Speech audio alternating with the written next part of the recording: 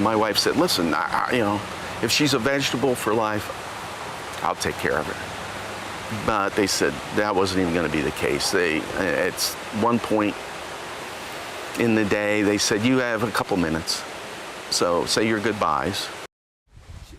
The father of one of the Ohio State University students who died from fentanyl is sharing the pain his family is going through. His 21-year-old daughter, Tiffany, and her friend, 22-year-old Jessica Lopez, were taken to the hospital May 4th, just days before the end of the semester. They were found inside a home next to campus. Tonight, 10 TV is learning that investigation is now closed. Only on 10 TV, Olivia Eugenio has been speaking with police and traveled to Cleveland for a raw conversation with the father who wants the public to know about what happened to his daughter. Olivia, let's start with police. What do you know tonight? Yeah, so I spoke with the narcotics unit and they say that their investigation is closed, and I have been communicating with police for the past 2 days to find out exactly what that means. Do they have any suspects? Have they made any arrests? And Columbus police last told me about an hour ago that the deputy chief is speaking with a detective to get me those answers. So we'll keep you updated. But tonight we're hearing from the father of 21-year-old Tiffany Iler. Rich Iler says after his daughter's death, he threw himself back into work, traveling to and from Chicago. But he says when he comes back to his home outside of Cleveland, that's when it hits him that his daughter is gone. The summertime flowers bloom in this small city outside of Cleveland. But left behind in perpetual spring. She was 21. She was going to be 22 on June 6th. Tiffany Iler.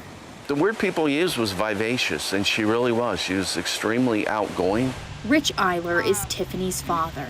What is it like for you to be sitting here having this conversation with me? It's hard.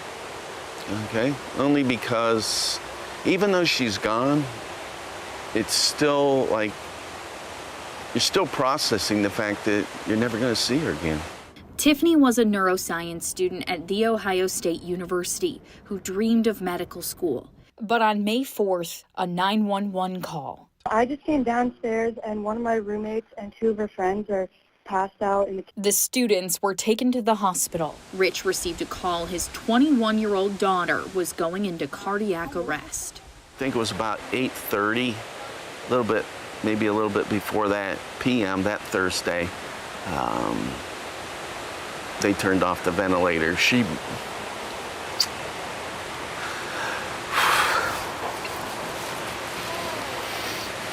So I'm sorry, but this is hard.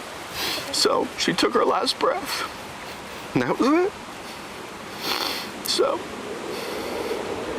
I never thought I'd see my daughter and take her last breath.